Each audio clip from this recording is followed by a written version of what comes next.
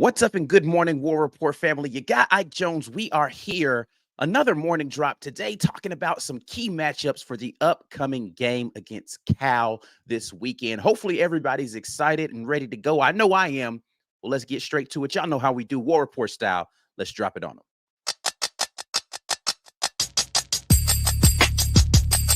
You are now listening to the War Report. Morning drop. We are in here. It's your guy, Ike Jones, talking a little bit about the matchup against Cal this weekend. Hopefully, everybody is having a great morning. It is currently Wednesday morning, September the 6th, just a couple of days away from kickoff versus Cal. The trip across country. Any of the Auburn family that's making the trip, let us know. I will not be making the trip over there, but hopefully some of you will be in the place rooting on the Tigers. But let's get into it, talking a little bit this morning. I've done all of my film review from the last game, so had a really good opportunity to take a look at what we did versus UMass. I have taken an opportunity to go and check out the film versus Cal. Members, make sure that you have your notification bells on. I'm going to be dropping that film review either tomorrow or Friday. So make sure that you guys are ready, buckle up for that. Had an opportunity to have a conversation with my guy, Spencer McLaughlin. He is the host of Locked On Pac-12, and he gave me his insights on Cal. So definitely looking forward for you guys to hear that. That'll be going live on the pod. So make sure that you guys are locked in with the Auburn Express on all of your podcast places. But as far as Cal is concerned, going to be a good matchup for the Tigers, a good test for this Auburn defense to see, have we made any real improvements? UMass didn't give very much resistance. A good change happened with our defensive alignment. Well, not really alignment, but the strategy of how we wanted to attack that quarterback after that first drive, where UMass pretty much got what they want on the first drive of that game. But after that, it was tough sledding for them. A lot of people attribute that to the injury that happened to Tyson Pumachan. I don't know that it was strictly about that. That did contribute to kind of the way that the defense was ignoring the quarterback. Again, if you saw my breakdown and you're a member on the channel, then you really got my thoughts on whether or not that was a thing. But I do want to say that this week is going to be an interesting proposition. While you guys are getting in here, I want to make sure that you're doing the necessary, and you already know what that is. It should be sharing the video. Make sure you go ahead and hit that share button right now. Take a time to share the video with somebody. I know you might be doing other things, but give me a couple of seconds. Share the video. Make sure other people are getting involved in the conversation. Like the video. Go ahead and give us a thumbs up. I see a couple of you have already done that. Thank you very much for liking the video. And subscribe to the channel if you haven't already. If it's your first time, welcome. If it's not your first time and you're just kind of in here trying to decide whether or not you really like what we are doing content-wise, go ahead and give us a subscription. There's a lot of different content coming out from the channel, and we appreciate everybody who continues to support us with memberships. But Cal, in this first game, did a really good job on the ground. Total offense over 600 yards. Their lead rusher had almost 200 yards on the ground. Ott is his name. And I think what I learned from watching Cal and what I learned from watching our own film is that the key for me in this game, or the key matchup, is going to be how our linebackers perform in whatever their duties are going to be. So let me talk about two different things here. They have a quarterback who started the game who's more of a dual threat mobile guy. I believe his name is Sam Jackson. I know the last name is Jackson. Let me verify the first name for you guys. Quarterback, yeah, Sam Jackson here, who was a transfer in. And Sam Jackson's more of the dual threat, more of the guy who's going to threaten you with his legs and have the ability to get out in some of the RPO stuff that they want to run. The offensive coordinator for Cal was previously at Cal and is coming back in his second stint there, was the head coach at Texas State last year. So I did take a little opportunity to go watch some Texas State film from last year and kind of see what they do. Very similar style offense to a lot of what we're seeing with the spread offenses around the country right now. So nothing that's super exotic with what they're doing. But the threat of Sam Jackson with his legs, I think, is going to be an interesting proposition, or a thing that the Auburn defense is going to have to deal with. And quite frankly, didn't do so well in that first drive against UMass. So I think it's another good opportunity for Auburn to get into a matchup if Sam Jackson is going to play. He went out early in that game versus North Texas with an injury. Haven't heard definitive answers on whether or not he's going to be playing this weekend. But if Sam Jackson is the quarterback, he's going to pose some threats for Auburn with his ability to run. That will be interesting. And I think that that's a good test for some of the other quarterbacks in this league that are going to have better talent around them. No disrespect to Cal and the level of their talent. I just don't think that they're on the same level as an LSU, despite what they look like against Florida State, or even in Arkansas, who has some good offensive weapons around a very good dual threat and rushing quarterback that they have there in KJ Jefferson. And then you look at teams like Ole Miss that deploy the spread offense and will have the threat of the rush from the quarterback.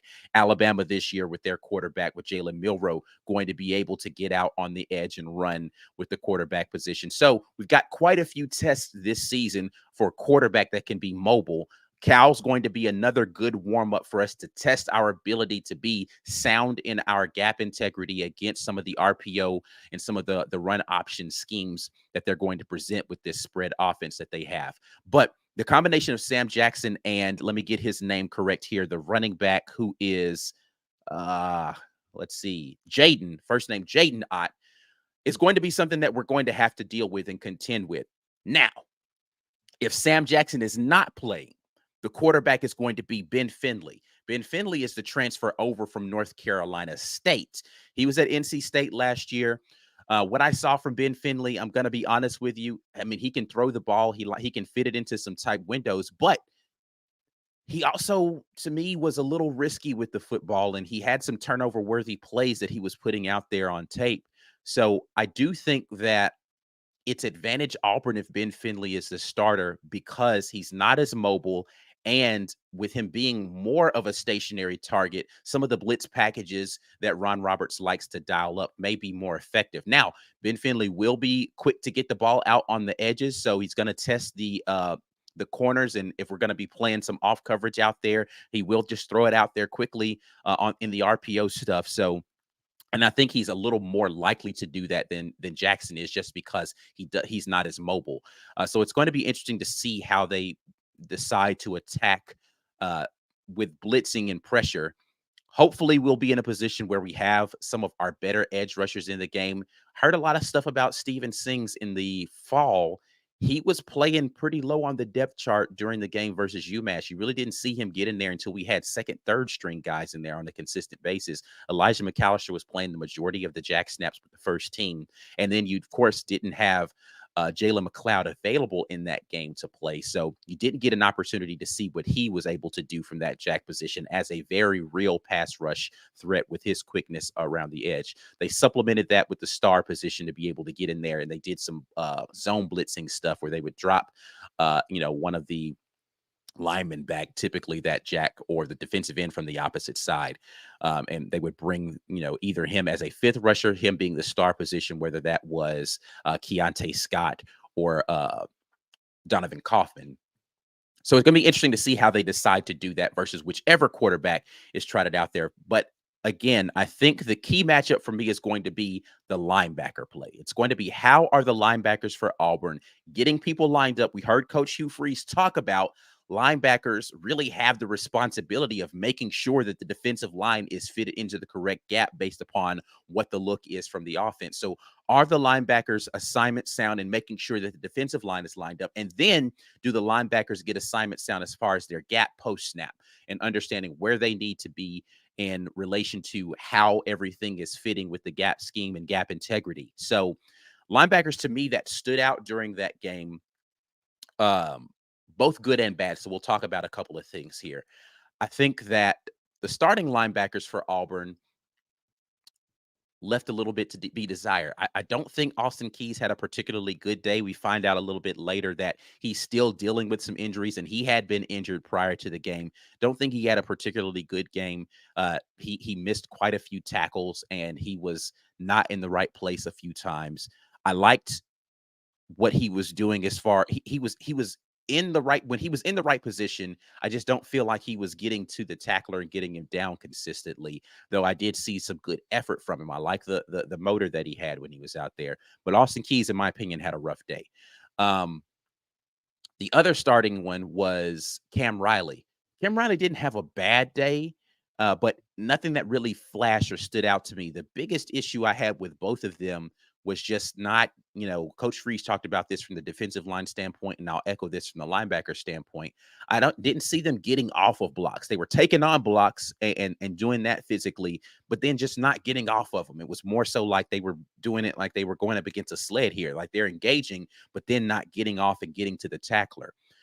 You see a very different thing when you get to that second level of linebacker that's getting in there. I felt like Larry Nixon, when he got into the game, was a little bit more aggressive and downhill to get some things. Definitely felt like Eugene Asante was out there being aggressive and he had a high motor. Sometimes he looked a little stuck in the mud and he was late to react at certain points during the game, but I liked the energy that he brought to the defense when he came in.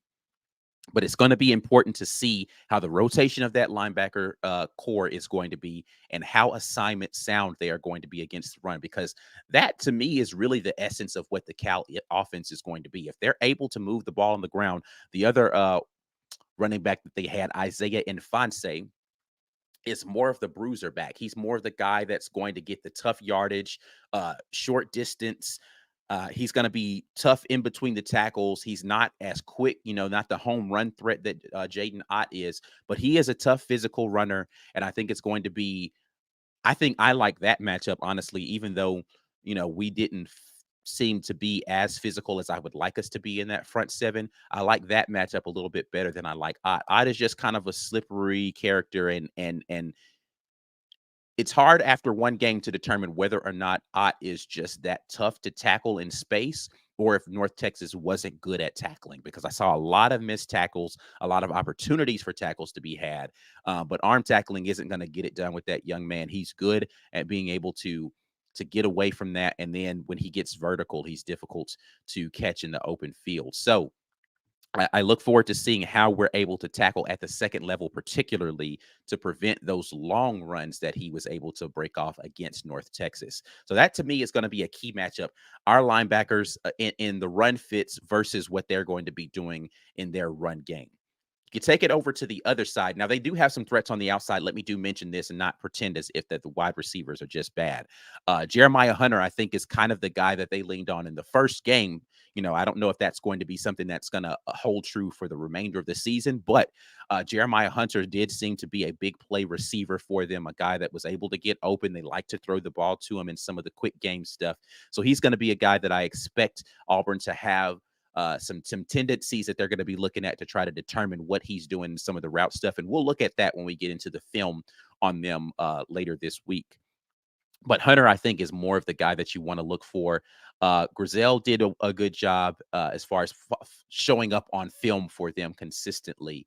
So I think those are going to be the major pass catching targets for them, as well as Ott out of the backfield. So Ott had some catches out of the backfield. They were swinging him out on some routes there as the running back. So they're going to get Ott involved in that offense quite a bit. Let's flip it over to the other side and talk about Auburn's offense versus the Cal defense. Cal is going to be assignment sound. They're not going to take a ton of risks. They really want to just it's going to remind Auburn fans, honestly, though they have some ability to get to the pass rush, it's going to remind Auburn fans of really the last couple of years of Auburn football, where it's more bend but don't break. But they will be opportunistic if you are lazy with the ball. So when we looked at the film on Peyton Thorne, we saw a tendency for him to be late and not really putting a lot of zip on passes to the outside. That's not going to work against this Cal defense, because they're going to be kind of sitting back more so in zone and kind of trying to jump some of these routes and wait for their opportunities. So if you're not on time with it, they can be opportunistic in that way. However, North Texas was able to exploit deep routes against this Cal secondary. Now, I'm told by my man over here at Locked On Pac-12 that that's not typical for them. They are usually more assignment sound in their secondary, but I did see it multiple times throughout that game. North Texas had the ability to take deep shots. They missed a few of them, but they were open out there. So I look for Auburn to try to stretch it against them a little bit and challenge their ability to stay within what they want to do scheme wise, because again, they want to jump those underneath routes and cause havoc on that stuff. So if you can get them leaning forward a little bit, you can pop something over the top. And I look for Auburn to be able to do that early just to test that secondary to make sure that they understand that we have the capability of going deep. The other thing that North Texas did that I thought was interesting as a team that's just now getting into the group of five, moving up, they were able to be physical inside with Cal on defense for points of time. They were able to run the ball effectively. I think that Auburn is going to be able to run the ball against this Cal defense and make some headway. If we aren't able to throw the ball consistently, because I think Cal's going to play it straight up for the most part and not try to crowd the box, unless Auburn is just being dominant. And then you're going to have to watch for some of that outside stuff, the screen game and all of that. But if Auburn makes Cal commit more to the box, that's going to be a good thing for Auburn, because I think that Auburn can be physical inside and run the ball. To me, it's going to come down to who runs the ball better in this game, who's going to win. I don't know that Cal is going to be able to rely on the arm of Ben Finley to win this game for them if he's the starter. And I didn't see much of the arm of Sam Jackson. I'm going to have to go find maybe some tape from him before he transferred. He didn't get an opportunity to throw the ball very much before he got injured in that game. So I don't really even know what kind of passer he is, to be honest. I'll see if I can find some tape on him before he got to Cal this year. But Ben Finley, again, he's got a lot of experience and he's not going to get rattled easily. I just think that he's going to give some opportunities for our defense to be opportunistic once we heat him up. So I think it's going to come down to who runs the ball the most effectively, who's going to control the clock, because that's really what Cal did. They controlled the clock. North Texas had quite a few turnovers, 3, if I'm not mistaken, in that game. And all of them were pretty bad turnovers. They weren't particularly great defensive plays. They were very bad offensive plays. Now, Jaden Ott did put the ball on the ground for Cal. He did have the one fumbled in the game there. And I think there was another interception that they got later in the game. But overall, Cal fundamentally sound in how they play defense, and offensively, they are a standard RPO team, a spread option team. They're not going to give you anything that looked too exotic, at least not in that first game. Of course, we know the first game isn't going to be everything that they're going to want to show. But I am looking forward to seeing how the run game is working for Auburn. I think whoever controls the ground controls the clock and wins this game. Hopefully, Auburn will be looking to choke the clock out. All right. It's enough of me talking. I know you guys didn't come in here just to hear me sit here and talk. And we got so much more we're going to talk about this evening with the midweek report, because all the guys should be here to give their perspectives on this game. Going to take a quick break and give you a quick word from our sponsor today. Today's episode is sponsored by BetterHelp. We're going to hear a quick word from them. And then I want to hear your thoughts. We're going to get into the comment section. Let's get into it. This show is being sponsored by BetterHelp. Sometimes in life, we're faced with tough choices, and the path forward isn't always clear. Listen, when we started the War Report, we had a tough decision about when we were going to commit full-time to doing this, and that meant leaving careers that we had built up. And whether you're dealing with decisions that are right around the corner, relationships, or anything else, therapy helps you stay connected to what you really want while you navigate life. You can move forward with confidence and excitement. Trusting yourself to make decisions that align with your values is like anything. The more you practice it, the easier it gets. We all need people to help us talk through tough choices that we have in life, whether that's friends or family. But if you don't feel like you have someone around you to do that, or even if you do and you want to get a different, fresh perspective, and you're thinking about starting therapy, give BetterHelp a try. It's entirely online, designed to be convenient, flexible, and suited to your schedule. Just fill out a brief questionnaire to get matched with a licensed therapist and switch therapists anytime for no additional charge. Let therapy be your map with BetterHelp. Head over to betterhelp.com/rapport today to get 10% off of your first month. That's BetterHelp, HELP.com/rapport. Again, this episode is sponsored by BetterHelp.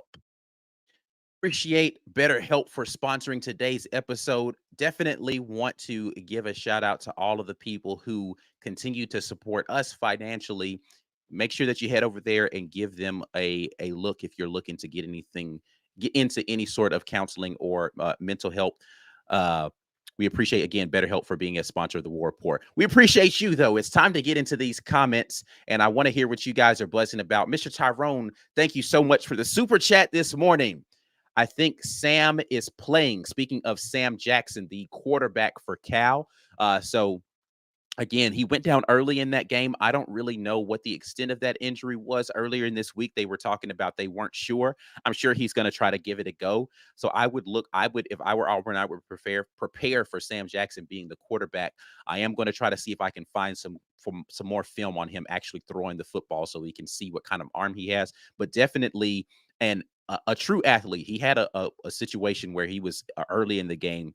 He was absolutely going to get caught 2-3 yards behind the line and was able to reverse field and get up for an actual gain on the play. He's an athlete that in space is going to be dangerous, and he's got some wiggle to him, and he definitely has some speed. So something that Auburn's going to have to keep a look at. But don't know what he is as a passing threat because I just haven't seen him throw. So I'm going to try to find some of that for you guys. If you guys see some of that and you're following me on Twitter, just make sure you send me a link to something that you find, and I'll definitely take a look at it and see if we can get some analysis on it. Corey Weber jumping in this morning saying that Asante and Nixon look to be the best in the linebacker grouping. They filled gaps and made plays. Definitely, for my opinion, those two looked like the best linebackers for Auburn during that game.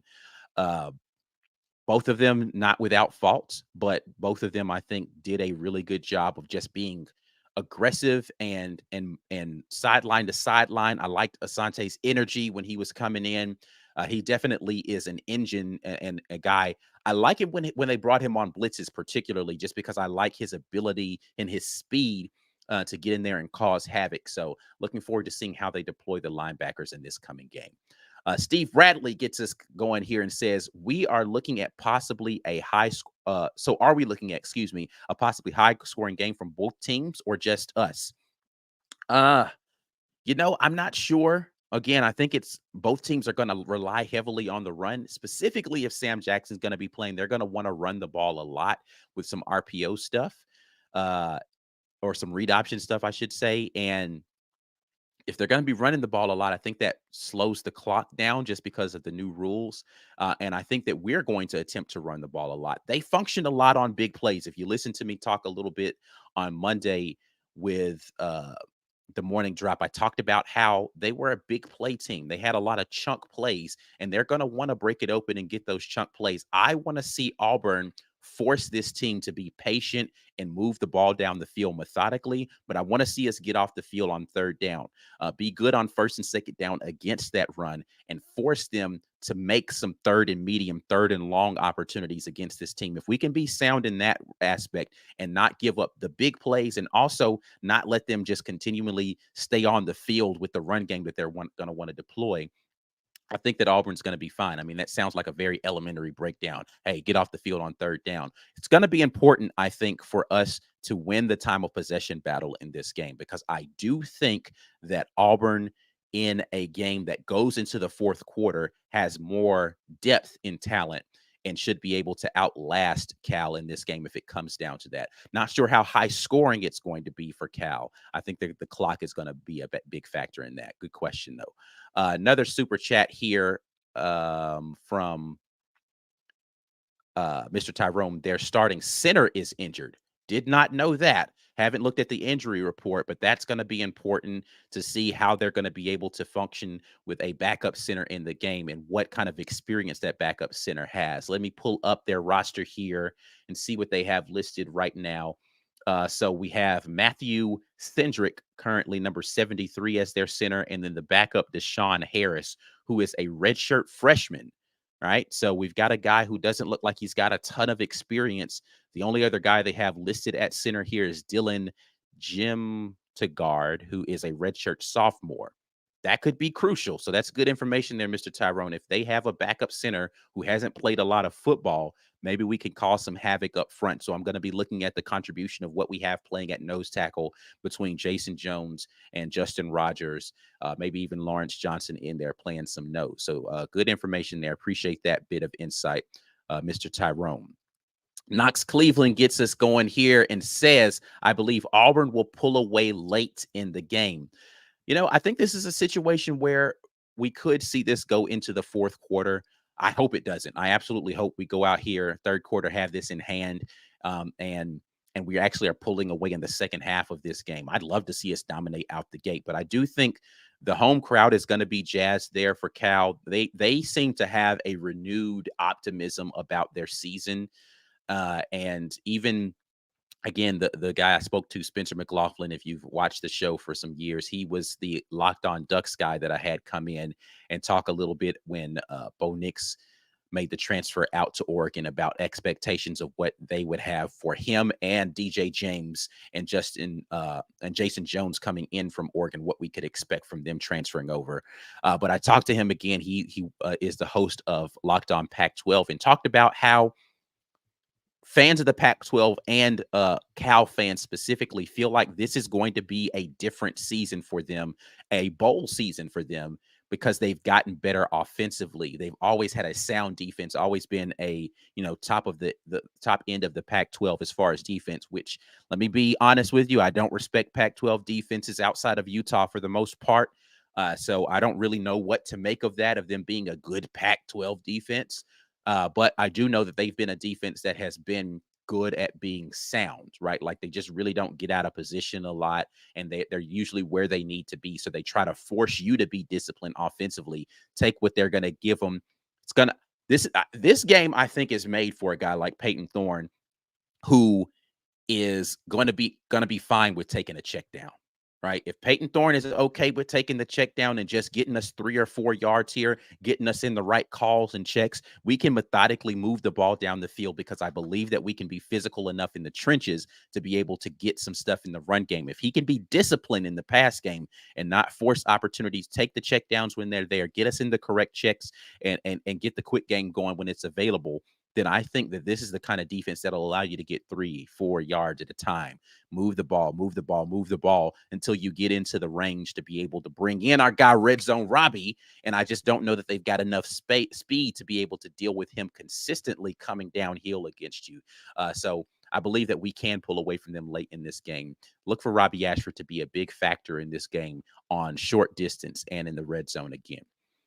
Curtis Jackson says, QB Sam Jackson was Thorne's wide receiver in high school. So look, the athleticism is definitely evident there. That's interesting, though. They played at the same high school, and he was the wide receiver for Peyton Thorne.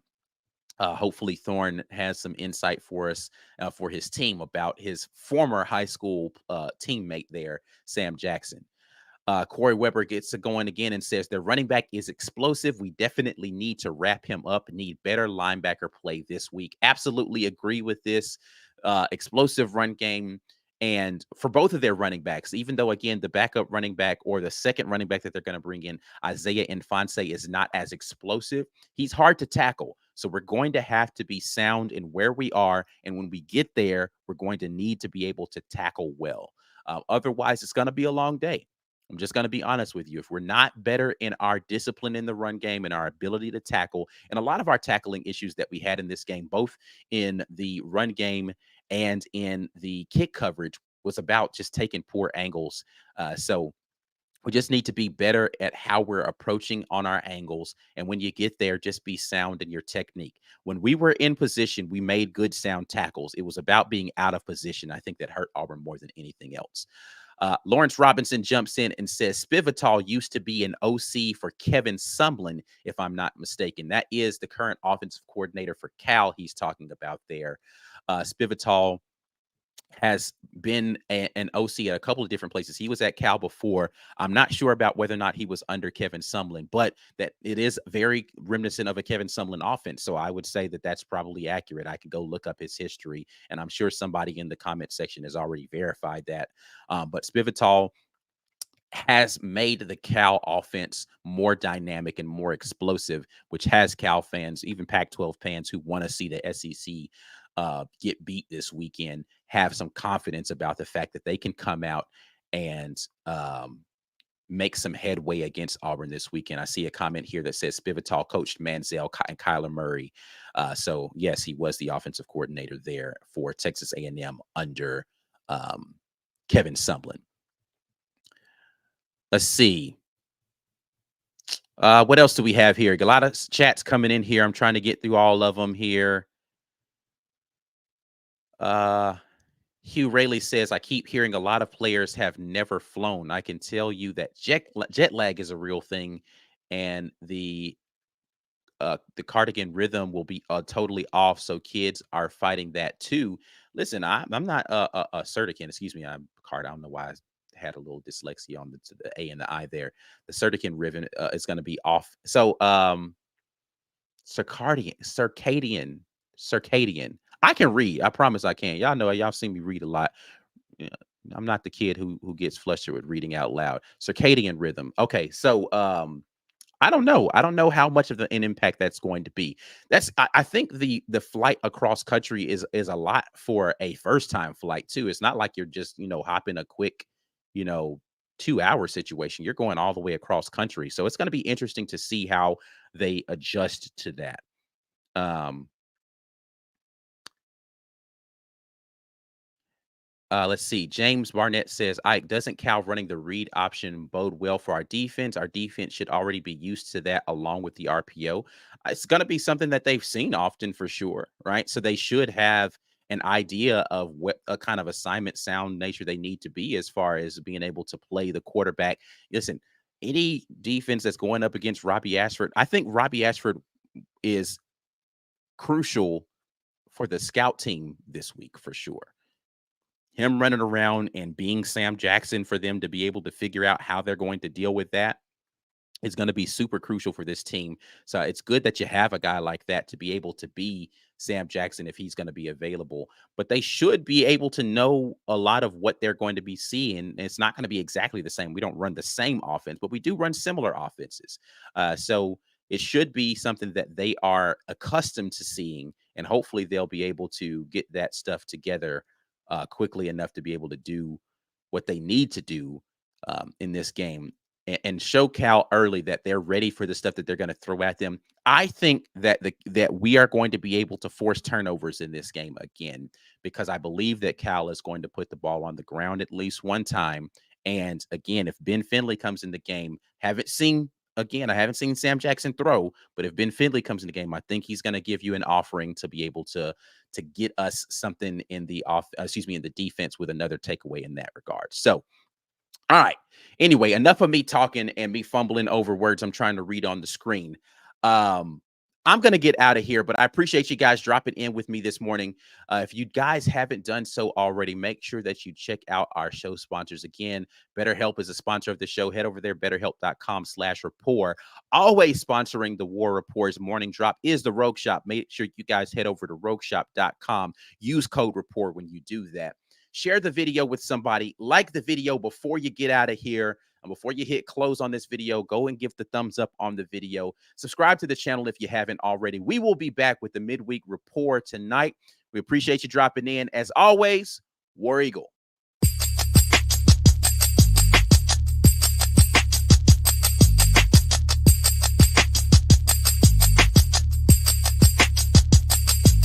Drop.